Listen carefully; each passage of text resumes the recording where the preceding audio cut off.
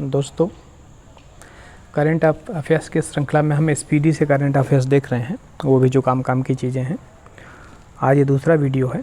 पहला वीडियो यदि आपने ना देखा हो तो डिस्क्रिप्शन में उसकी लिंक मैं दे दूंगा, उसको ज़रूर देखें ताकि जो है लाइन से सारी चीज़ें क्लियर होते चलें। तो आइए देखें आज के इस वीडियो में। यहाँ जैसा कि आप देख रहे हैं, निजी बैंकों और वित्तीय संस्थाओं के प्रमुख सीईओज़, तो ये पीएससी में कभी नहीं पूछता, इसकी कोई आवश्यकता नहीं है। फिर भी एक आध दो जिसकी एक क्षीण संभावना हो सकती है, उस पर ज़रूर चर्चा कर लेते हैं। Paytm bank, Paytm payment bank, जिनके चेयरमैन विजय शेखर शर्मा हैं, याद रख सकते हैं आप। नाबार्ड पूछ सकता है, जिसके अध्यक्ष जो हैं गोविंद चिंतला हैं, है ना, गोविंद चिंतला, ये याद रखिएगा आप। इसके अलावा आपको कोई किसी भी बैंक के सीईओ की याद करने की आवश्यकता नहीं है। हाँ, एक छोटी सी न्यूज़ ये भी याद कर सकते हैं कि 15 में ING वेस्ट बैंक जो है उसका विलय कोटक महिंद्रा में हो गया है। ये प्राइवेट बैंक है, राष्ट्रीयकृत बैंकों की हमने अभी कल की वीडियो में बात की थी, उसके आने की संभावना ज़्यादा है।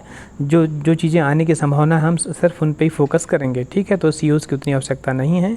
अब आ जाते हैं रक्षा उपकरणों पे। तो वैसे भी पीएससी में जो लोकेशन बेस्ड हैं, पर्सनालिटी बेस्ड हैं, या कोई चीज़ जो है ऑब्जेक्ट बेस्ड है, वो ज़्यादा पूछता है। इसलिए हम इन जो चीज़ें दिख रही हैं आपको रक्षा उपकरण, इनमें सबकी जानकारी होना अनिवार्य है। आपको पता होना चाहिए कि क्या है। जैसे हेलिना क्या है? ये मिसाइल है, ठीक है, टैंक रोधी मिसाइल है, जो कहाँ विकसित हुई है? भारत में विकसित हुई है। तो इन पे आपको एक मतलब इनको छोड़ना नहीं है, आपको पूरी याद करना है। 7-8 जो दिए हैं। हेलिना टैंक रोधी मिसाइल है जो कि भारत में विकसित हुई है। चिनूक क्या है? हेलीकॉप्टर है, ये अमेरिकी बोइंग कंपनी द्वारा विकसित है, ठीक है। बराक 8 क्या है? ये भी मिसाइल है जो सरफेस टू एयर वाली है, और किसने बनाया? DRDO, यहाँ भारत के DRDO और इजराइल ने। INS बेला क्या है? पता होना चाहिए। INS बेला जो है ये पनडुब्बी है, स्कॉर्पियन श्रेणी की पनडुब्बी है, जो कि फ्रांस ने बनाया है। राफेल क्या है? तो लड़ाकू विमान है, ये भी फ्रांस ने बनाया है। S-400 ये क्या है? ये एयर डिफेंस सिस्टम है, रूस का, रसिया का है। ये पिनाक रॉकेट है, भारत का है, वो भी पहला स्वदेशी रॉकेट है। INS कलबरी, ये भी स्कॉर्पियन श्रेणी की पनडुब्बी है, लेकिन ये भारत में बनी है, देखिए, है ना। तो आप लिंक करके पढ़िए। INS कलबरी ये भी पनडुब्बी है जो कि भारत में निर्मित है, जबकि INS वेला जो देखे थे ये फ्रांस में निर्मित है। वहाँ से हमने यहाँ बुलाया अपने देश में। अपाचे क्या है? लड़ाकू हेलीकॉप्टर है जो कि अमेरिका ने बनाया है। तो आपको पता होना चाहिए, जस्ट ये चीज़ें बस इतना भर पता होना चाहिए कि अपाचे हेलीकॉप्टर और अमेरिका में बना है, ठीक है। इसके बाद अब हम देखें संयुक्त राष्ट्र अंतर्राष्ट्रीय संगठनों संस्थाओं के प्रमुख में संयुक्त राष्ट्र संघ के प्रमुख। तो आपको सिर्फ महासचिव का नाम पता होना चाहिए। इस समय पुर्तगाल के एंटोनियो गुटेरस हैं, और आपको ये भी पता होना चाहिए इनके आने की संभावना तो इसलिए भी ज़्यादा है, बहुत ज़्यादा है, क्योंकि इनको दूसरे कार्यकाल के लिए फिर से चुन लिया गया है, ठीक है। तो इसलिए ये समझ लीजिए, ये मोस्ट इंपॉर्टेंट हुआ। एंटोनियो गुटेरस जो पुर्तगाल के हैं, संयुक्त राष्ट्र संघ के महासचिव, और दूसरी कार्यकाल के लिए इनको चुन लिया गया अभी हाल ही में। अब आता है अन्य कुछ और जो UNO के अभिकरण हैं उनके प्रमुखों के नाम। तो वर्ल्ड बैंक के प्रमुख पता होने चाहिए, डेविड मालपास हैं। लोकेशन यदि आपको उनका ये भी पता हो किस देश के हैं तो और बेटर है ना। तो वर्ल्ड बैंक, विश्व बैंक जिसको बोलते हैं। IBRD, international bank for reconstruction and development, जिसके डेविड मालपास हैं, अमेरिका के हैं। फिर IMF, अंतर्राष्ट्रीय मुद्रा कोष, इंटरनेशनल मॉनेटरी फंड जो है, उसकी प्रमुख हैं बुल्गारिया के क्रिस्टलिना जॉर्जिएवा। फिर WTO के प्रमुख, विश्व व्यापार संगठन के प्रमुख नगोजी इवेला, याद रखें आप। फिर यूनेस्को के प्रमुख महानिदेशक जो हैं फ्रांस के आंड्रे एजोलो। फिर FAO, food and agriculture organisation, खाद्य और कृषि संगठन, इसके प्रमुख हैं चीन के हैं क्यू डेंग्यू। फिर अंतर्राष्ट्रीय श्रम संगठन, इंटरनेशनल लेबर ऑर्गेनाइजेशन के महानिदेशक UK के हैं, यूनाइटेड किंगडम के गाय राइडर। फिर यूनिसेफ के प्रमुख हैं हेनरिटा H4, अमेरिका के, याद रखेंगे। और फिर आ जाता है WTO के प्रमुख, जो समय है टेड्रोस एडहानम, ठीक है, डॉक्टर हैं, एक्चुअल में इथोपिया के हैं। तो ये तो बहुत ज़्यादा इंपॉर्टेंट है, क्योंकि कोरोना की वजह से क्या है, इनकी काफ़ी किरकिरी हुई, काफ़ी निंदा हुई, है ना। चाइना में जो शुरुआत हुई, पहले उन्होंने उसको पैंडेमिक घोषित नहीं किया, बाद में किया, तो काफ़ी चर्चा में रहे पिछले 1-1.5 साल से। तो ये बिल्कुल आपको पता होना चाहिए कि WTO है, वर्ल्ड हेल्थ ऑर्गेनाइजेशन है, विश्व स्वास्थ्य संगठन, उसके प्रमुख हैं डॉक्टर टेड्रोस एडहानम है, और ये इथोपिया के हैं। ये वहाँ के एक सामाजिक कार्यकर्ता और जो है पॉलिटिशियन रह चुके हैं। 17 में जो है ये बने थे WTO के महानिदेशक। ठीक है, उप महानिदेशक का भी नाम याद रखिएगा, भारतीय हैं, भारतीय मूल की हैं, सौम्या स्वामीनाथन। आगे हम पढ़ेंगे, इतना पर्याप्त है। अब कुछ और अंतर्राष्ट्रीय संगठन जैसे यूरोपियन संघ है, यूरोपीय यूनियन है, इसके आपको पता होना चाहिए। जर्मनी की है, महिला है उर्सुला वान डेर लेयन। ये इसलिए भी इम्पोर्टेंट है जो है उर्सुला वान डेर का नाम, क्योंकि पहली महिला हैं जो कि यूरोपीय संघ की अध्यक्ष बनी है। उस दृष्टिकोण से काफ़ी ज़्यादा इम्पोर्टेंट है। थोड़ा बहुत नाम आपको याद रखना तो एमनेस्टी इंटरनेशनल इंडिया के डायरेक्टर अविनाश कुमार का नाम याद कर सकते हैं। बाकी जो आपको दिख रहे हैं इसमें किसी को याद करने की आवश्यकता नहीं है। एक्चुअल में स्मार्ट स्टडी वही है, आपको क्या पढ़ना है पता होना चाहिए। यदि आप बिल्कुल हर चीज़ बिल्कुल एक भाव से कचरा जैसे याद करेंगे तो बिल्कुल सब जो काम किए वो भी भूलते जाएंगे। तो आपको सिर्फ काम की चीज़ें याद करना है। अब अगला पेज देखें हम इसी पे, ये राष्ट्रीय स्तर पे कौन कौन सी महिलाएं चर्चित हैं। तो ये नाम जो है आपको फिर से एक बार पूरे पता होना चाहिए। बड़ा मतलब जो चीज़ पता होना चाहिए उसको मैं बिल्कुल हम बोलेंगे कि ये पता होना चाहिए, और जो चीज़ नहीं पता होना चाहिए उसको छोड़ सकते हैं, जो ये अकॉर्डिंग टू PSC है। इंदु मल्होत्रा। तो इंदु मल्होत्रा जो है सुप्रीम कोर्ट में जज बनने वाली पहली महिला वकील हैं। ये ऐसी वकील है वहाँ की जो सुप्रीम कोर्ट में वकील थी और वकील से फिर क्या बन गई, जज बन गई। इस दृष्टि से मतलब पहली ऐसी महिला हैं जो वहाँ वकील थी और बाद में सुप्रीम कोर्ट में जज बनी, इंदु मल्होत्रा। ज्योति शर्मा कौन है, ये सेना में जज बनने वाली महिला हैं। नूपुर कुलश्रेष्ठ, देखिए जो ज़्यादा इंपॉर्टेंट है हम उनको ज़्यादा फोकस करेंगे, थोड़ा ज़्यादा उनको 1-2 बार बताएंगे ताकि आपको ये याद हो जाए। जो कम इंपॉर्टेंट है उनको हम एक ही बारे में निपटाते चलेंगे। तो नूपुर कुलश्रेष्ठ ये पहली महिला DIG हैं जो भारतीय तटरक्षक बल में बनी हैं।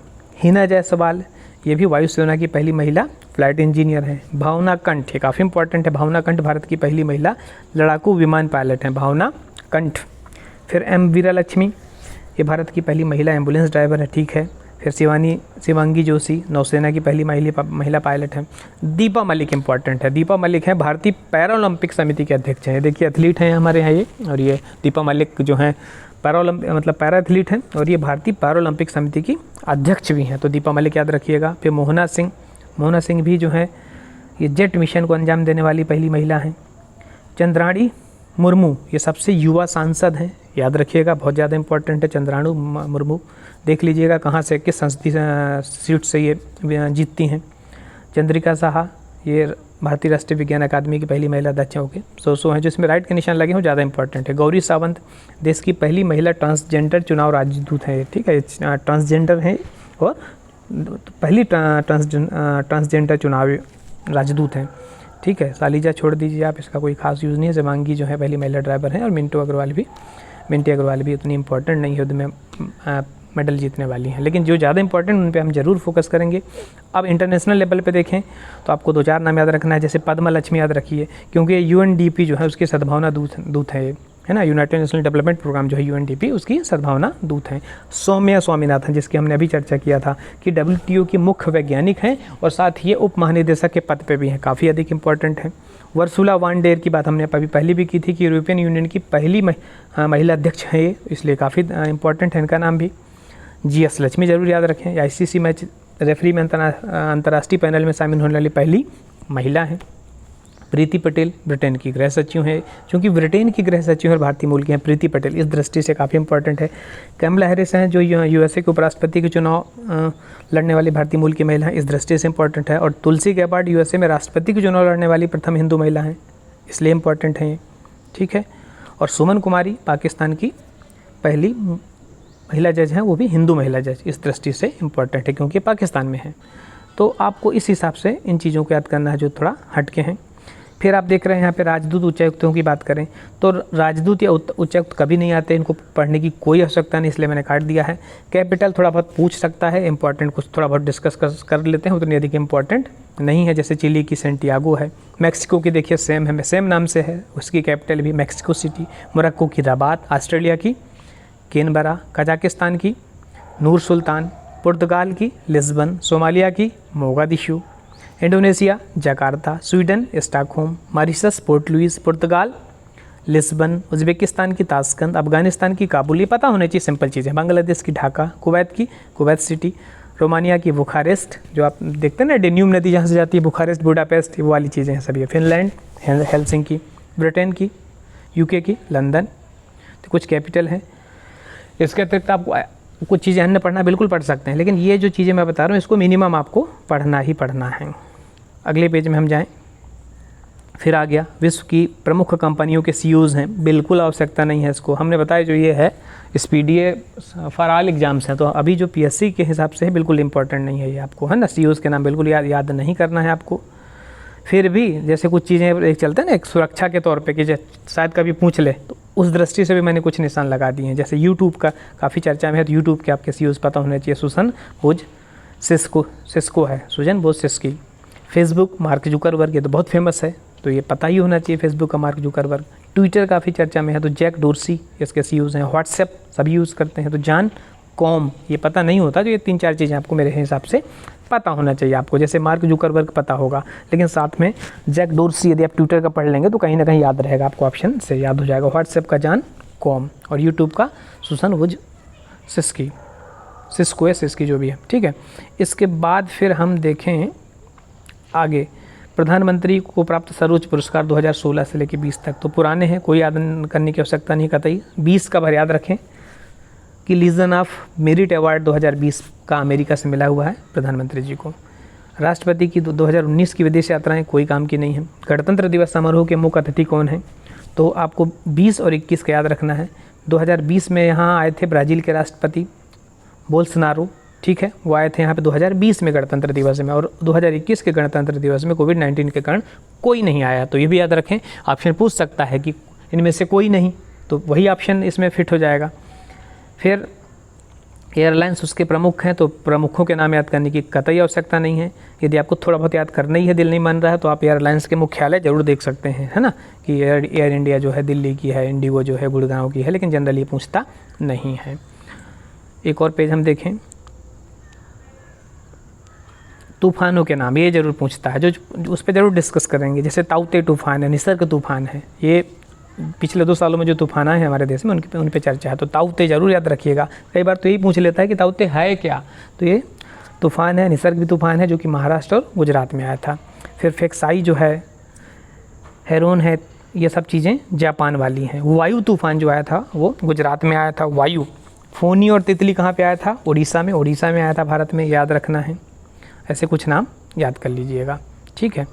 इसके बाद ये बहुत ज़्यादा इंपॉर्टेंट है, भारत में वन स्थिति रिपोर्ट 2019 बहुत ज़्यादा इंपॉर्टेंट है। एक्चुअल में जो फॉरेस्ट सर्वे ऑफ इंडिया है, भारतीय वन सर्वेक्षण, वो हर 2 साल में ये रिपोर्ट जारी करता है, याद रखिएगा, प्रत्येक साल जारी नहीं करता।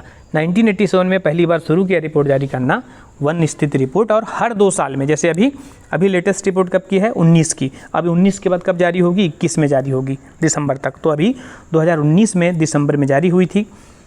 ये 16वीं रिपोर्ट थी, 87 में पहली बार जारी की गई थी। जारी कौन करता है, फॉरेस्ट सर्वे ऑफ इंडिया, भारतीय वन सर्वेक्षण, जो कि देहरादून में है, जिसका मुख्यालय। इसके महत्वपूर्ण डेटा क्या है इस रिपोर्ट के, जरूर देख लें आप, कि देश में कुल वन और वृक्ष आवरण दोनों मिला के हम देखें तो 8 लाख वर्ग किलोमीटर है। हम प्रतिशत वाला देखें, ज़्यादा बेटर रहेगा, 24.56 ये है हमारे देश का कुल वन और वृक्ष आवरण।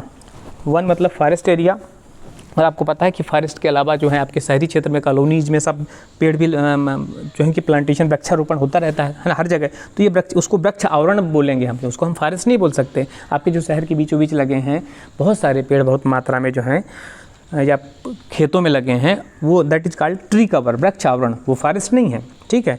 तो 2 भाग यहाँ हो गए, दोनों को मिला दें तो 24.56 है। अब यदि हम सिर्फ फॉरेस्ट की बात करें तो 21.67% है, और वृक्ष आवरण की बात करें तो 2.89 है। दोनों को मिला देंगे तो 24.56 हो जाएगा। 3 डेटा याद रखिएगा आप। फिर चूँकि 2-2 साल में रिपोर्ट आती है, तो 17 की रिपोर्ट से तुलना करें तो 0.65% जो है इसकी ग्रोथ हुई है हमारे यहाँ वन की, मतलब ट्री आवरण और फॉरेस्ट दोनों को मिला के। फिर अलग अलग भी लिखा, उसकी आवश्यकता नहीं है। एक लिखा कि देश में कुल मैंग्रोव फॉरेस्ट कितने हैं, एक रफ आइडिया होना चाहिए। जैसे हमने बोला ना कि कुल टोटल कितना है, 8 लाख वर्ग किलोमीटर है, एक रफ आइडिया होना चाहिए। इसी तरीके से मैंग्रोव फॉरेस्ट लगभग 5000 वर्ग किलोमीटर, 4975 मतलब 5000 वर्ग किलोमीटर है। मैंग्रोव फॉरेस्ट क्या होता है, जो कोस्टल एरिया, जो तटीय क्षेत्र में जो जंगल होते हैं, जो कि सलाइन सॉइल उसमें और जो है अपनी समुद्र के पानी, खारे पानी में भी जो है आसानी से उग जाते हैं, हार्डी स्पेसीज होते हैं, ये मैंग्रोव फॉरेस्ट कहलाते हैं। तो इनका एरिया याद हो, उनमें भी वृद्धि हुई है 54 वर्ग किलोमीटर की। अब सबसे ज़्यादा फॉरेस्ट कहाँ है एरिया के हिसाब से, तो क्षेत्रफल के हिसाब से देखें तो मध्य प्रदेश में है 77,482 वर्ग किलोमीटर, दूसरा नंबर अरुणाचल का है और तीसरा नंबर छत्तीसगढ़ का है। ठीक है, ये है एरिया के हिसाब से। और यदि प्रतिशत के हिसाब से देखेंगे तो परसेंटेज के हिसाब से मिज़ोरम है फर्स्ट रैंक, मोर देन 85% है। सेकंड रैंक अरुणाचल प्रदेश है और मेघालय थर्ड रैंकर है। तो आपको दोनों रैंकिंग पता होने चाहिए। प्रतिशत में मध्य प्रदेश, फिर अरुणाचल, फिर छत्तीसगढ़। ठीक है, अरुणाचल दोनों की दृष्टि से सेकंड रैंकर है। प्रतिशत में देखिए आपने मध्य प्रतिशत में भी यही है, मिज़ोरम, अरुणाचल और मेघालय। तो अरुणाचल का रैंक दोनों ही स्थितियों में सेकंड है, ये पता होना चाहिए। वेटलैंड है जो आर्द्र भूमि, वो सबसे ज़्यादा गुजरात में है, इतना पता होना पर्याप्त है। अब हम देखें कि कुछ कृषिगत उत्पादन में वर्ल्ड में जैसे चावल है, तो चावल का विश्व में किस देश का फर्स्ट रैंक है और भारत में कौन सा स्टेट फर्स्ट रैंकर है। तो आपको जो भारत की स्टेट्स हैं उसके पूछे जाने की संभावना ज़्यादा है, इसलिए उसको ज़्यादा फोकस करना है और साथ में कंट्री पे भी एक बार देख लें। तो इसको याद करने का तरीका ये है, पहले हम कंट्री की बात करें कि जैसे चावल, चीन चावल के उत्पादन में सबसे प्रमुख स्थान किसका है, प्रथम कौन है, चीन है। गेहूं में चीन है। तो आप एक लिस्ट बना लें, चीन की लिस्ट अलग बना लें कि चीन किन किन मामलों में है सबसे ऊपर। तो देखिए आप यहाँ जैसा कि देख रहे हैं, चावल में चीन है फर्स्ट रैंक, गेहूं में चीन है, मूंगफली में चीन है, तम्बाकू में चीन है, कपास में चीन है, आलू में चीन है, प्याज में चीन है, चाय में चीन है। इतने मामलों में चीन है। तो आप एक लिस्टिंग बना लें तो उससे याद हो जाएगा। फिर भारत की बात करें तो भारत किन किन मामले में वर्ल्ड में फर्स्ट जो है रैंक है प्रोडक्शन में, तो दलहन में भारत का है, जूट में भारत है, दालों में भारत है, दूध में भारत है। तो 4 रैंक हमने ये याद कर लिया। तो चाइना भारत हो गया। अब अमेरिका की बात करें तो अमेरिका का है मक्का में प्रथम स्थान है और ज्वार में। ज्वार मक्का देखिए जनरली वहाँ जो है अलग पर्पज़ से होता है, एनिमल पर्पज़ से, तो ये है ज्वार और मक्का। अब कुछ अन्य देश जैसे गन्ना की बात करें तो ब्राज़ील है, ठीक है, फर्स्ट रैंक की बात हो रही है। प्राकृतिक रबर की बात करें तो थाईलैंड है। कॉफ़ी की बात करें तो फिर ब्राज़ील है। सूरजमुखी सनफ्लावर यूक्रेन है फर्स्ट रैंकर। सोयाबीन की बात करें तो अमेरिका है। तो ये चीज़ें आप लिस्टिंग के थ्रू याद कर सकते हैं। स्टेट तो जनरली याद होंगे आपको, और स्टेट तो ज़रूर याद रखें इस सेपरेट। जैसे चावल की बात करें तो सबसे ज़्यादा चावल वेस्ट बंगाल, पश्चिम बंगाल में है। गेहूं के उत्पादन की बात करें तो उत्तर प्रदेश, मक्का कर्नाटक में है। मध्य प्रदेश वालों को बहुत ज़्यादा फोकस करें क्योंकि इसके आने की संभावना और ज़्यादा है। जैसे हम मध्य प्रदेश की बात करें तो किसका है, दलहन में मध्य प्रदेश है और सोयाबीन में मध्य प्रदेश है, दालों में मध्य प्रदेश है, दूध में मध्य प्रदेश है। तो 4 तो याद ही कर लें, दलहन, सोयाबीन, दाल और सोयाबीन, दाल, दूध और दलहन। अन्न की बात करें तो चावल गेहूँ देख लिया हमने। मक्का में कर्नाटक है, मूंगफली में गुजरात है सर्वाधिक उत्पादन करता राज्य। मक्का में उत्तर प्रदेश, गन्ना में उत्तर प्रदेश, जूट में पश्चिम बंगाल, प्राकृतिक रबर में केरल, कॉफ़ी और सूरजमुखी दोनों में कर्नाटक, ज्वार में महाराष्ट्र, कपास की बात करेंगे तो गुजरात, आलू की बात करेंगे तो उत्तर प्रदेश, प्याज की बात करेंगे तो महाराष्ट्र और चाय का एकमात्र असम फर्स्ट रैंकर है। तो ये हुए कृषिगत वाले। अब हम देखें खनिजों के बारे में तो सेम यही स्थिति है। विश्व में प्रथम रैंकर कौन सा देश है खनिजों के मामले में और भारत में स्टेट कौन सा है। तो पहले हम कंट्री वाइज देख लें कि इसमें भी चीन, आजकल चीन का लगभग काफ़ी मामलों में आगे है। जैसे चीन की बात करें तो कोयला में चीन है, कोयला उत्पादन में प्रथम स्थान चीन का। लोहा में चीन है, सोना में चीन है, अभ्रक में चीन है, टंगस्टन में चीन है, कैडमियम में चीन है। तो चीन का हमने अलग टेबल बना लिया। अमेरिका की देखें तो कच्चा तेल और प्राकृतिक गैस में अमेरिका है, ठीक है। इसके अतिरिक्त हीरा में देखें तो रूस का नंबर लगता है। तांबा तांबा जो है चिली में है, चांदी मैक्सिको में है। तो 2-4 बार आप पढ़ेंगे तो याद हो जाएगा, या मैप के थ्रू भी याद कर सकते हैं। बॉक्साइट ऑस्ट्रेलिया में, मैग्नीज साउथ अफ्रीका में, यूरेनियम कजाकिस्तान और बाद में सेकंड रैंकर कनाडा है। निकल में इंडोनेशिया, ठीक है, बस ज़्यादा नहीं है, इतने याद करने हैं। फिर यहाँ आप देखें स्टेट वाइज, स्टेट में क्या क्या रैंकिंग है, तो कोयला में झारखंड है, हीरा में मध्य प्रदेश है, तांबा में मध्य प्रदेश है, लोहा में उड़ीसा है, चांदी में राजस्थान, जावरकी के जो खदानें हैं, कच्चा तेल में भी राजस्थान, प्राकृतिक गैस असम डिगबोई, बॉक्साइट में उड़ीसा, मैग्नीज में है मध्य प्रदेश वाले जरूर याद रखिएगा, सोना कर्नाटक में है, अब्रक आंध्र प्रदेश, यूरेनियम भी आंध्र प्रदेश और टंगस्टन भी आंध्र प्रदेश, तीनों के एक साथ आप याद कर सकते हैं, अब्रक, यूरेनियम और टंगस्टन का, साथ में कैडमियम का भी, निकल में उड़ीसा और क्रोमाइट में उड़ीसा। तो इस तरीके से आप 2-4 बार पढ़ेंगे तो आपको रिकॉल हो जाएंगे। और जिन चीज़ों में हम ज़्यादा फोकस कर रहे हैं उनमें जो पहले पूछे गए हैं उन पे ज़्यादा हमको करना है। हमें स्मार्ट तरीका यही है कि जो जिसकी इम्पोर्टेंसी ज़्यादा है उस पर ज़्यादा ध्यान दें, जिसकी इम्पोर्टेंसी बहुत कम है उसमें बिल्कुल ज़्यादा ध्यान ना दें। अगली वीडियो में हम आगे के पेज कवर करेंगे। पिछला वीडियो आप ज़रूर देख लें ताकि एक ये जो स्पीडी जो करंट अफेयर्स है वो 10-15 दिन में पूरी कवर हो जाए।